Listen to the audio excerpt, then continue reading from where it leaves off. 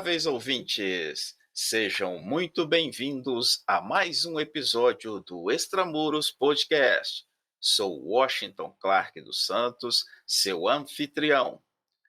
No episódio de hoje, utilizando como pano de fundo o livro Do Outro Lado da Grade, a visão do cárcere por um agente penitenciário, os conduzirei em uma aprisionante conversa com o seu autor, o agora policial penal do Departamento Penitenciário de Minas Gerais, Leonardo Aganete Pessoa.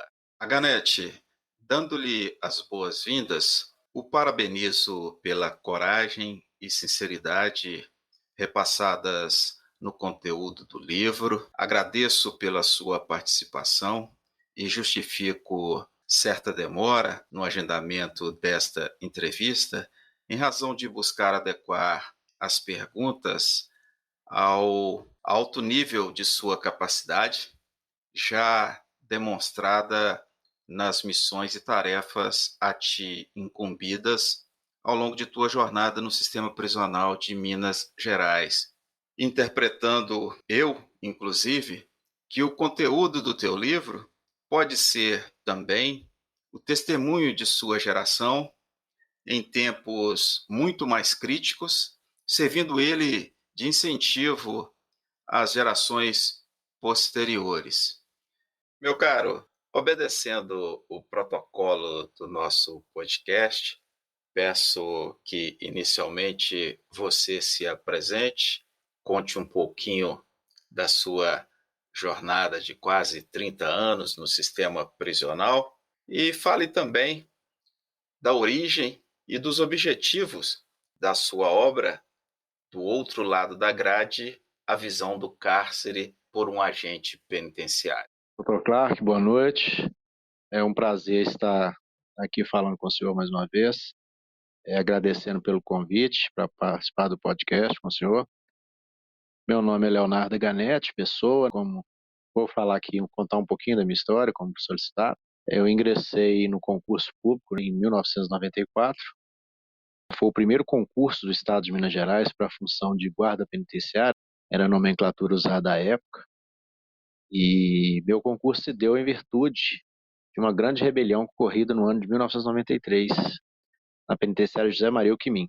Por isso, meu concurso ele se deu em caráter de urgência, né? Então, todas as etapas ocorreram em 1994 mesmo, inclusive a nossa nomeação. Iniciei, então, em 94 na penitenciária José Maria Alckmin, trabalhei lá por alguns anos. Depois, trabalhei um curto período na Casa do Albergado, em Belo Horizonte. Posteriormente, fui para a penitenciária Nelson Hungria, no município de Contagem. Lá permaneci por 3 anos. De lá eu saí num processo seletivo com a criação do Comando de Operações Especiais, em 2003. Concomitantemente, eu trabalhava no sindicato, né? Nós não tínhamos a liberação na época, porque estava começando. Fui um dos fundadores do sindicato, no qual eu participei como vice-presidente na primeira formação e depois na segunda gestão como presidente. Saí somente em 2010, quando fui nomeado diretor de operações do Comando de Operações Especiais. E depois permaneci por algum tempo e cheguei a diretor-geral da unidade. Eu servi no COP 12 anos. De lá fui convidado para assumir a direção-geral do Presídio de Lagoa Santa, no município de Lagoa Santa. E, posteriormente, tive o privilégio de trabalhar com o senhor na Diretoria de Segurança Interna, que é uma das diretorias da Superintendência, já na gestão da Secretaria. Eu já tinha um desejo antigo de escrever alguma coisa sobre a história do sistema, de como era, de como se tornou, como foi as transformações, né? Nesses 28 anos aí passamos pela gestão de vários governos, cada um com a sua história, cada um com as suas dificuldades. A questão da Polícia Penal, 20 anos tentando essa aprovação. Com isso, eu consegui concretizar meu desejo de escrever um livro e consegui publicá-lo em 2021. Foi em plena pandemia, não consegui fazer nenhum evento de lançamento, então o livro teve algumas dificuldades de divulgação. Mas, enfim, o desejo maior era realmente escrever. É lógico que o livro trata da minha visão enquanto agente penitenciário, agora policial penal, do que eu vivi, das minhas experiências, tanto aqui em Minas Gerais quanto no Brasil. Tive a oportunidade de conhecer a serviço diversos estados do Brasil. E pelo COP, eu conheci todos os estados do Sul, Sudeste, alguns do Nordeste e do Norte, e do Centro-Oeste também. Capital, Brasília. Inclusive, em Brasília, eu também fui a primeira turma, na época de agentes penitenciários, a fazer um curso com a Polícia Civil de Brasília de intervenção em ambientes carcerários, né, que era no GEPOC de Brasília, que é um grupo de operações especiais da Polícia Civil do Distrito Federal. O livro eu intitulei Do Outro Lado da Grade, a visão do cárcere por um agente penitenciário, é porque nós temos uma carência muito grande de literatura com esse tema. Temos aí algumas literaturas de pessoas que são de fora, né, a visão de fora para dentro. Temos aí mais conhecida aí da literatura dos tempos de jornal Drauzio Varela, mas é a visão de um médico que trabalhou voluntariamente por um período em algumas unidades prisionais do estado de São Paulo. Então, assim, ele não sofreu a pressão do cárcere. A visão do preso para com eles é sempre de um cara que está ali para ajudar.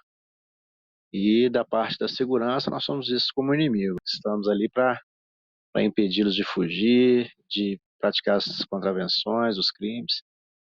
Eu conto no livro sobre essa trajetória, de como, quando eu ingressei, como foi a transformação, a luta para a aprovação da Polícia Penal, a questão da criação do COP, dos grupamentos especiais, né, do GIR, que é o Grupo de Intervenção Rápida, do GOC, que é o Grupo de Operações com Cães, do Comando de Operações Especiais, com toda essa história.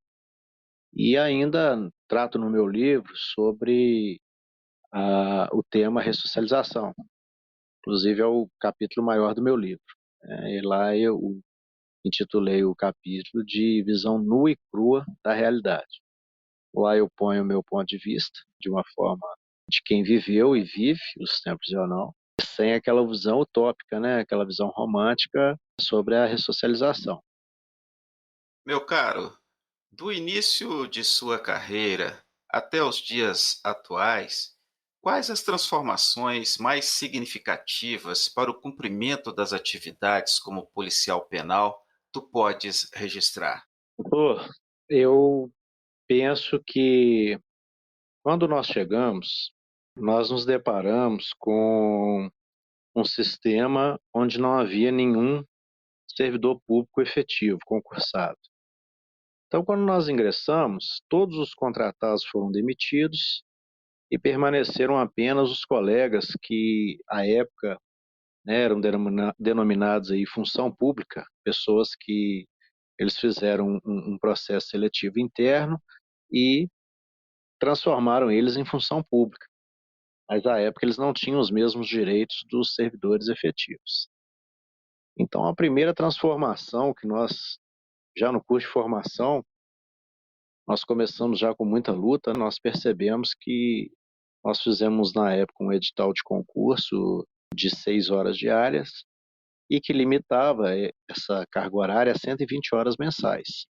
E nós trabalhávamos entre 180 a 190 horas, 192 horas por mês. Então, assim, ultrapassava sempre 20 a 32 horas por mês. Então, a primeira conquista que nós tivemos realmente foi conseguir ajustar nossa escala de trabalho dentro da carga horária estabelecida no edital de concurso. Nós tínhamos algumas coisas positivas à época, que todos os presos provisórios, eles eram da responsabilidade da Polícia Civil, a qual tinha dentro dos seus quadros a figura do carcereiro, que era o policial pertencente à carreira da Polícia Civil, e nós trabalhávamos apenas com os presos condenados. E com isso, era um preso por vaga, nós tínhamos essa facilidade de trabalho. À época, realmente, os regimes funcionavam. A penitenciária José Maria Alquimim mesmo, que é a parte interna, que era destinada aos presos de regime fechado, a parte externa, que eram as fazendas, tinha produção muito grande, tinha plantações, hortaliças, tinha chiqueiros, tinham cavalos, bovinos, inclusive toda a carne, verduras produzidas na alimentação dos presos e dos servidores eram produções da própria José Maria Alckmin.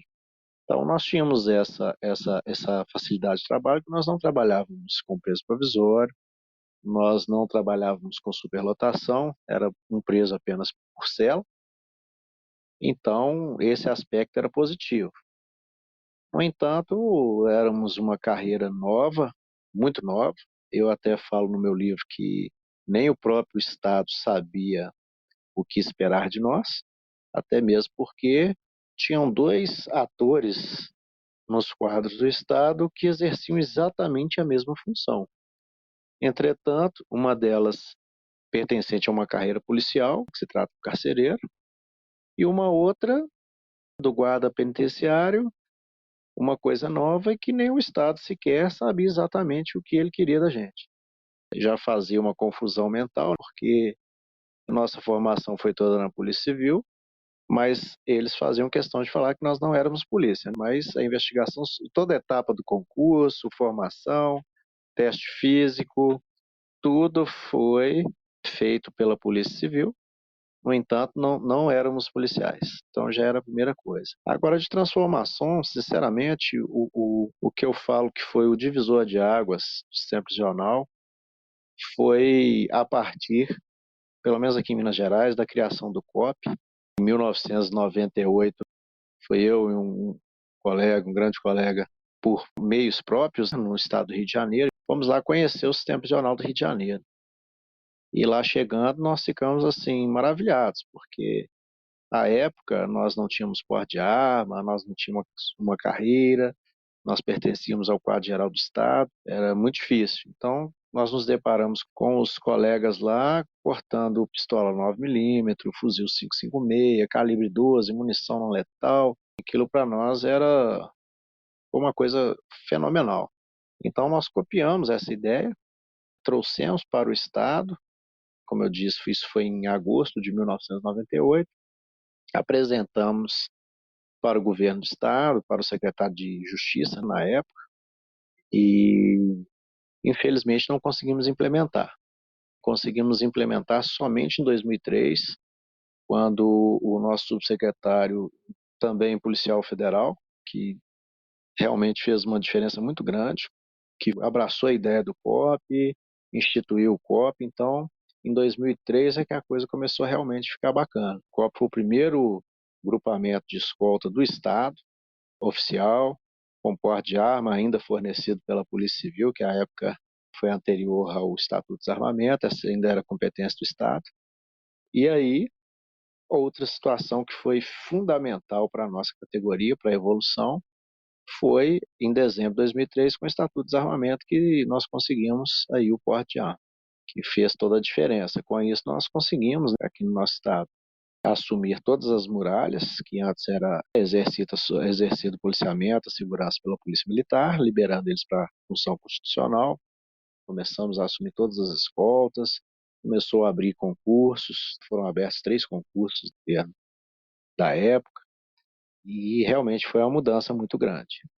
Agora, né, assim, realmente o reconhecimento de tudo isso está sendo aí, foi a aprovação em 2019 a nível federal, com a Polícia Penal, aqui no nosso estado a inclusão na Constituição do Estado esse ano foi o de grande diferencial, né? Mas foi uma luta muito grande, foi uma época de muito trabalho. O governo do Estado à época assumiu o compromisso de que iríamos pegar a custódia de todos os presos do Estado, e assim foi feito. Quando eu fiz o concurso, nós tínhamos apenas 12 unidades sob nossa responsabilidade, e de 12 nós chegamos ao patamar de mais de 200 unidades prisionais. E hoje nós contamos aí com 186 em todo o Estado, em torno de 14 mil policiais penais do Estado, com um concurso aí em andamento para 2.420, deverão ingressar aí a partir do meio do ano do ano de 2023. Tua primeira lotação na penitenciária José Maria de Alquimim, em Ribeirão das Neves, conforme registras no livro, se deu em período em que aquela unidade ostentava a característica marcadamente de unidade agrícola. No teu ponto de vista, o que resultou para o arrefecimento de tal modelo? Doutor Clark, eu acho que o principal motivo de perder essa característica realmente foi o abandono do Estado, deixou de ser prioridade, né? Mas também um outro fator preponderante foi a mudança do perfil do preso. A gente percebe que os criminosos de hoje cada vez estão mais jovens, é uma geração que não está habituada ao trabalho de qualquer natureza, principalmente o trabalho agrícola, que requer aí um conhecimento, exige-se mais da condição física, da disciplina. E, infelizmente, hoje nós convivemos com presos que, desde 8, 9 anos de idade, já estão no crime, né? Começando aí como olheiros dos pontos de venda de droga, né? As chamadas bocas de fumo. E esses jovens têm como referência, né, o traficante, o dono da boca, que é aquele cara que anda com pulseiras de ouro, com carro bacana, moto bacana, tênis caro. Então eles passam a ser a referência. Então esse jovem com 12 anos ele já está fazendo aviões, com 15 anos ele já está cometendo até alguns homicídios a mando do tráfico, a mando do dono da boca, né? Aos 16, 17 anos já está até gerenciando a boca. Então eles ingressam no mundo do crime muito jovens. E essas pessoas, realmente elas não trabalham, nem que se pudéssemos, nem que se nossa legislação permitisse o trabalho forçado, que não permite, e nem degradante, nem desumano, eles não trabalhariam. Então o perfil desses presos também mudou demais. Então, dificultou bastante, né, a população de um modo geral, né? O perfil dos policiais, dos agentes que foram ingressando nos novos concursos também. Eu mesmo tive essa dificuldade, embora a época, né, eu fui nascido e criado na capital, então, assim, eu cheguei na unidade, tinham setores que a gente tinha que ir a cavalo, eu nunca tinha andado a cavalo na minha vida. Então, assim, a gente teve que se adaptar a isso. E da mesma forma, começaram a chegar, né, o perfil dos presos, quase não havia traficantes presos quando eu ingressei. A maioria eram homicidas, né? Pessoas que, em sua grande parte, já tinham costume de trabalhar mesmo com trabalho mais pesado, em plantação, em roça. E essa galera nova começou a chegar, o pessoal com crime de roubo, de furto, de tráfico de drogas, depois começou a predominar. E aí realmente isso foi se perdendo.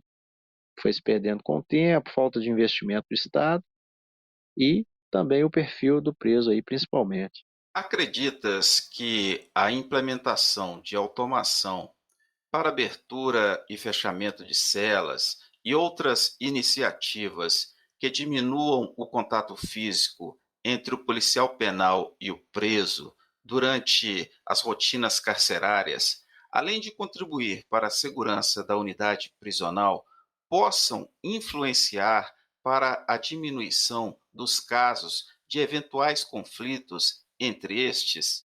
Bom, o que eu vou dizer aqui, algumas pessoas vão até não interpretar muito bem.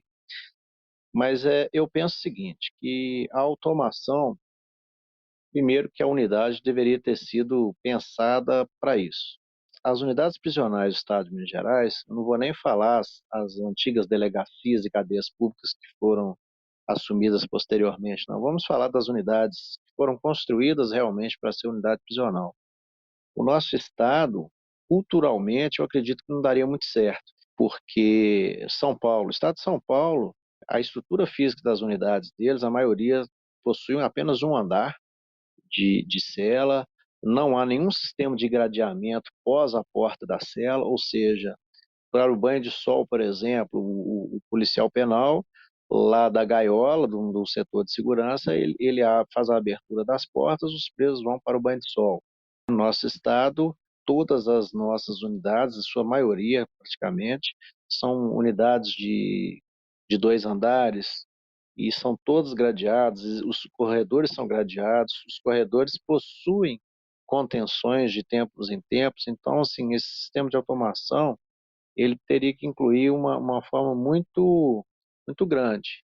E aí eu acredito que no nosso estado a gente teria que construir uma unidade modelo para poder realmente essa automação surtir o efeito e mudar a cultura, tanto do preso quanto do policial penal. A gente vê isso lá na penitenciária de parceria público-privada, que falaram que o contato, quando venderam a ideia, que o contato seria zero, e a gente percebeu que não é, né? Não existe contato zero.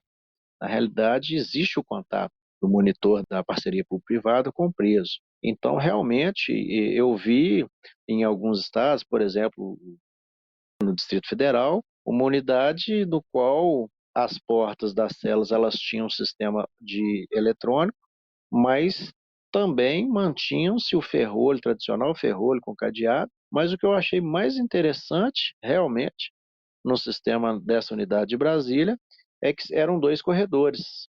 É um corredor para o policial penal e um corredor para o preso. Então, para soltar o banho de sol, o policial ia no corredor, destrancando os cadeados e rebatendo todos os ferrolhos manuais. Então, ele saía desse corredor dos presos e ia para o corredor destinado somente ao policial. E lá, em comunicação com o outro policial na gaiola, que tinha acesso ao sistema eletrônico, ele ia abrindo o sistema eletrônico de cada porta de cela para o preso e para o pátio-sol. E da mesma forma, ao regressar do pátio-sol, esses presos, o último daquela cela, ele batia a porta, travando o sistema eletrônico, que era facilmente visualizado pelo policial. Então, feito isso, após todas as celas estarem com os presos dentro das suas celas e elas devidamente trancadas com o sistema eletrônico, o policial mudava de corredor, ia rebatendo todos os ferrolhos e posteriormente pondo os cadeados. Então, essa unidade em si, eu achei interessante, mas até então eu ainda não conheci uma unidade automatizada que realmente traga esse contato zero e também tenha sido eficaz plenamente. Porque a gente tem que entender o seguinte: o preso, para sair, beleza, o preso vai sair sem problema nenhum. E para entrar? É mesmo uma visão romântica de achar que com o comando o preso vai lá e vai entrar. Nós estamos falando de unidades prisionais que a capacidade dela é para 6 presos e tem 30 na cela. Então, se não tiver uma estrutura, um apoio de calibre 12, muitas vezes a equipe com cães ou o próprio grupamento de intervenção para fazer essa contenção e encaminhá-los para as celas, eles não vão entrar.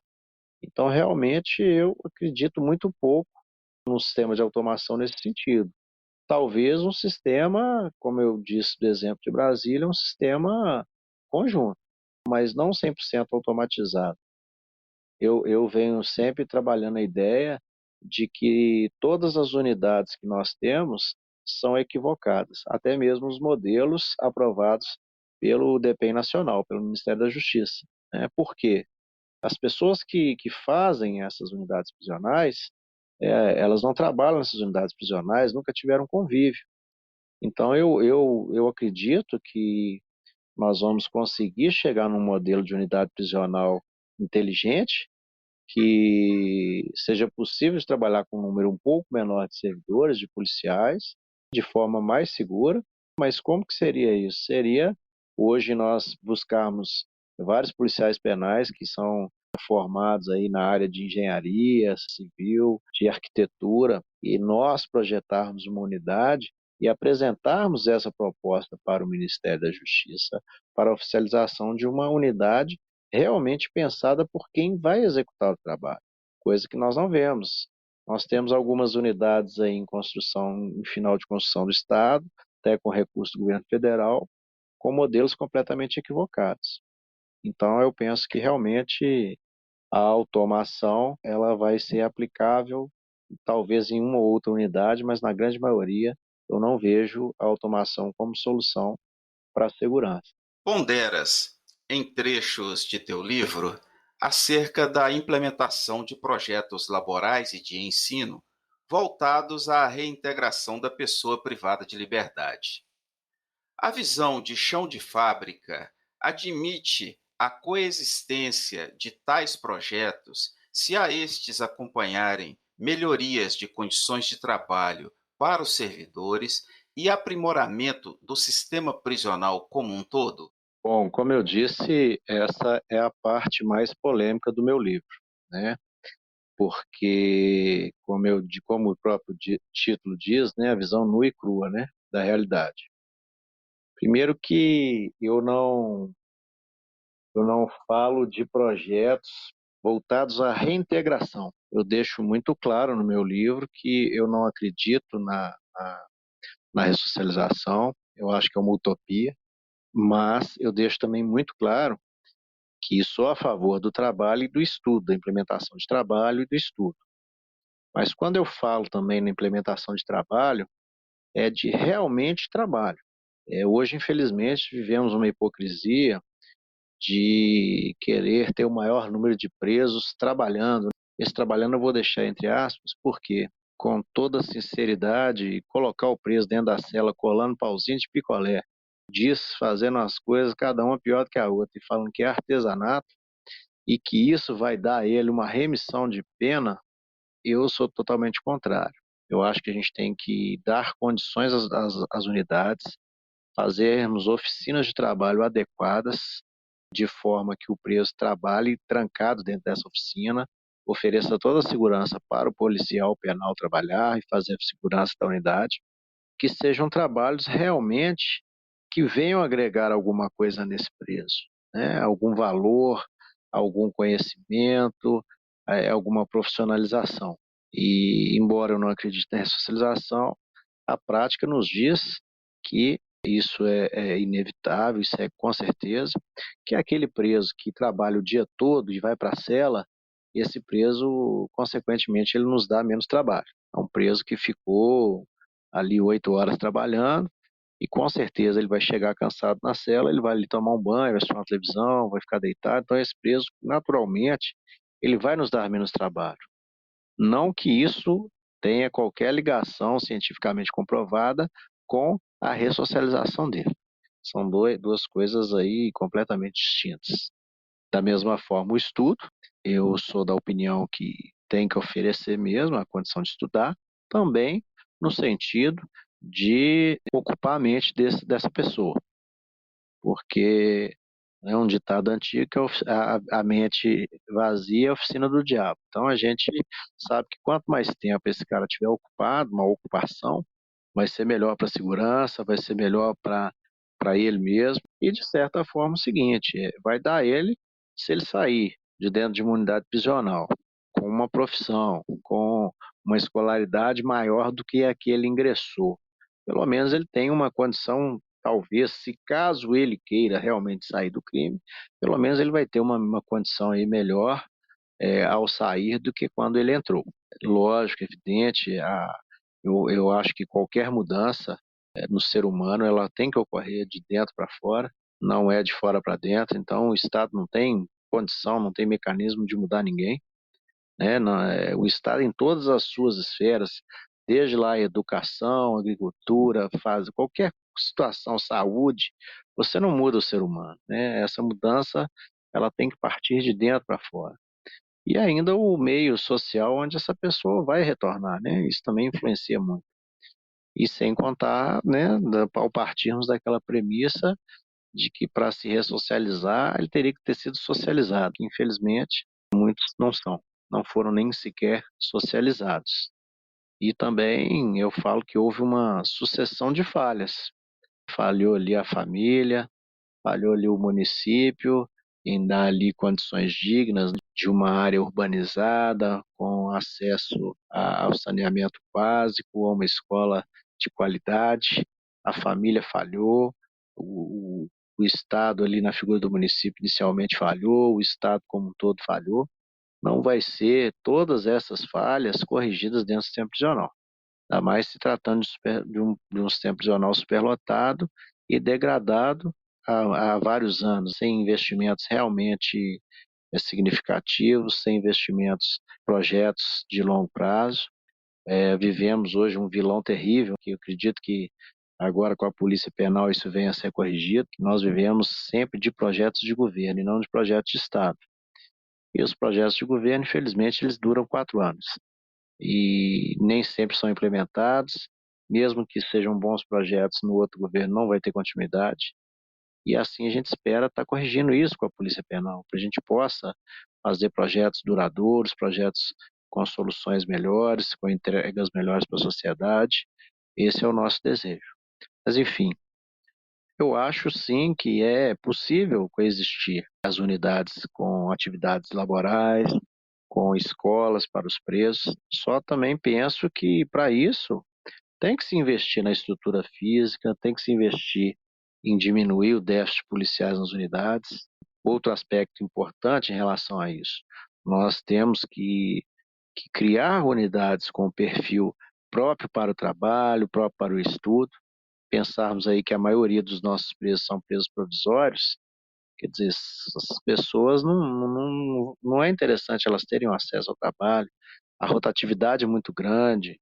Hoje, principalmente com essa audiência de custódia, 80% das pessoas que são presas são liberadas em 24 horas pela audiência de custódia. Infelizmente, a gente vê aí que num, no mesmo mês, um mesmo cidadão chega a entrar e sair 4 vezes, 5 vezes dentro da unidade prisional, em virtude das audiências de custódia. Então, assim, eu acredito que tem que selecionar unidades com perfil e estrutura física adequada para o trabalho, para o estudo, sempre com aquele intuito de realmente manter a mente do preso ocupada e também um papel do Estado de entregá-lo para a sociedade em uma condição melhor do que a que ele entrou, não no sentido de ressocialização. Mas vamos pensar que aquele cara que não tinha nem o ensino fundamental, ele, dependendo de quanto tempo ele ficar na unidade, ele sai dali de repente com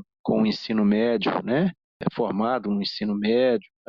Vamos pensar num cara que não tinha profissão nenhuma, de repente ele saiu de dentro da unidade com a profissão, quer dizer, isso não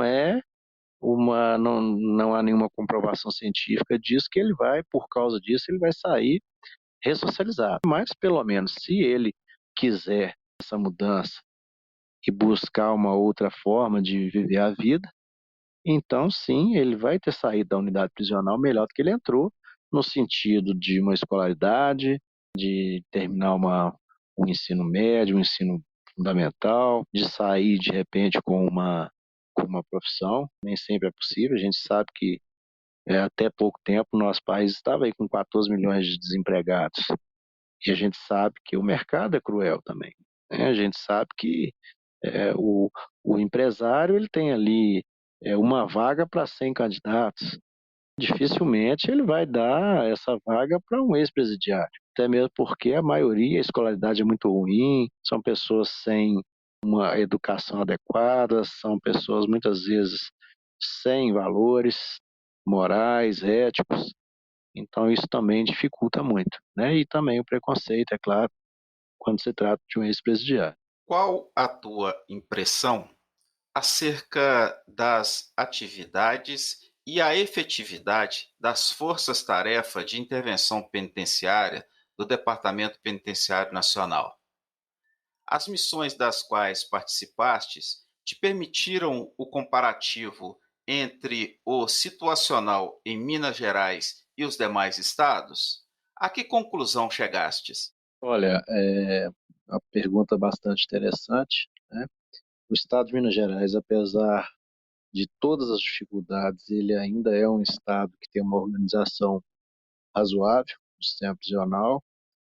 É um estado que foi referência aí para muitos estados, principalmente após a criação do Comando de Operações Especiais.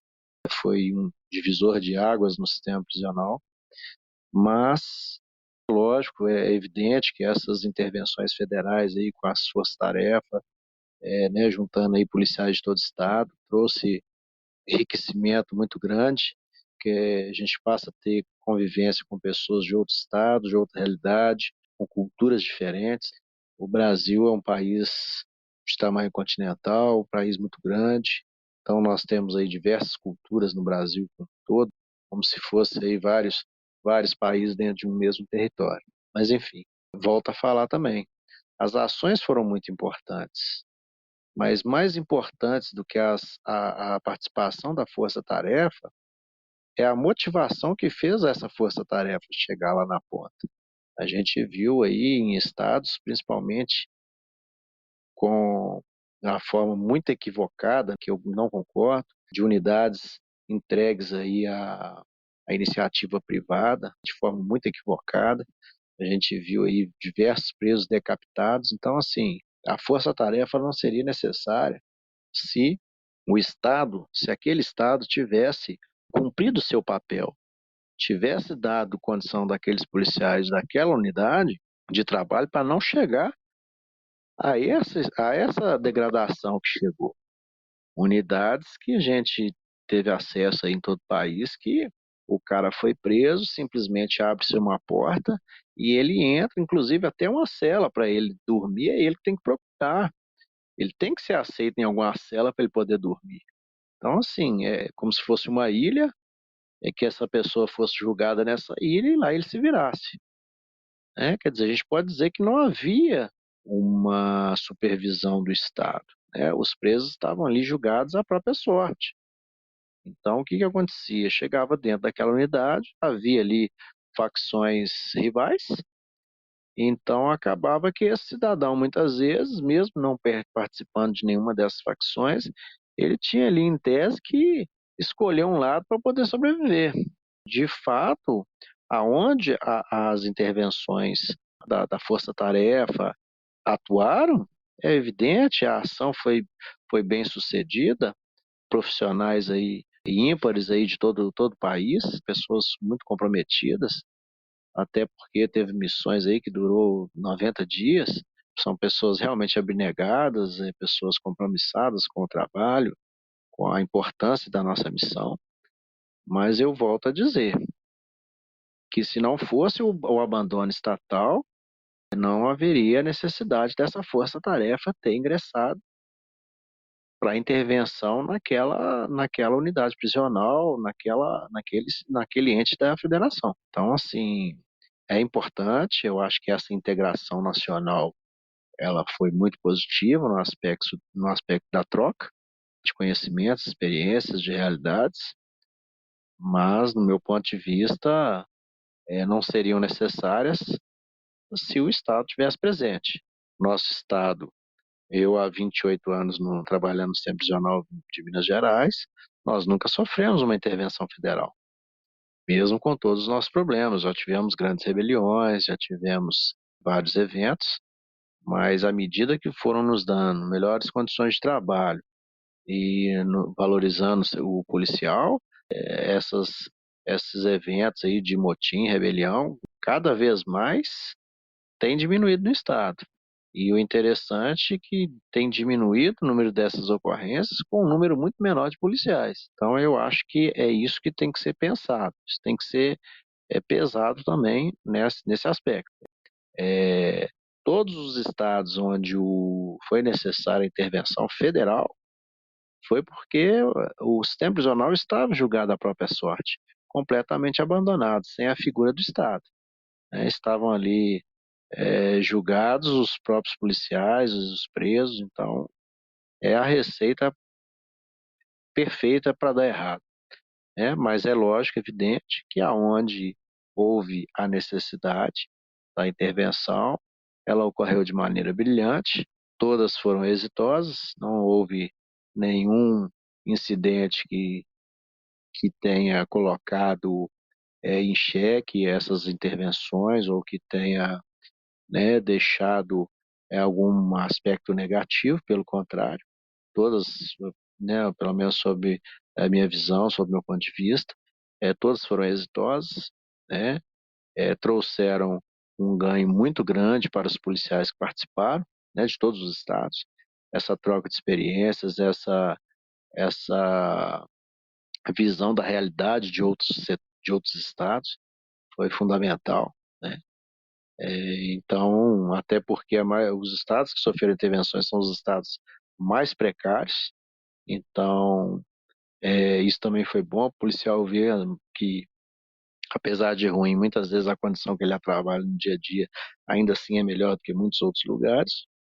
Mas, enfim, é isso. Eu acho que, resumidamente, se não houvesse o abandono estatal, não haveria necessidade da intervenção federal. No entanto, aonde houve a necessidade de intervenção federal, elas foram exitosas aí, foram missões bem-sucedidas e conseguiram atingir o objetivo principal, que foi do restabelecimento da ordem pública, da segurança pública, da disciplina e da ordem. Honoráveis ouvintes, estamos finalizando aqui o primeiro capítulo de nossa entrevista com o policial penal do Departamento Penitenciário de Minas Gerais, Leonardo Aganete Pessoa, autor do livro Do Outro Lado da Grade, A Visão do Cárcere por um Agente Penitenciário. Na próxima semana, publicaremos a sequência dessa aprisionante conversa. Enquanto isso, acesse nosso website www.extramurospodcast.com, Extramuros com H, e comente ali sobre este e os episódios anteriores. Será um prazer receber tua colaboração. Pela sua audiência, muito obrigado e até a próxima.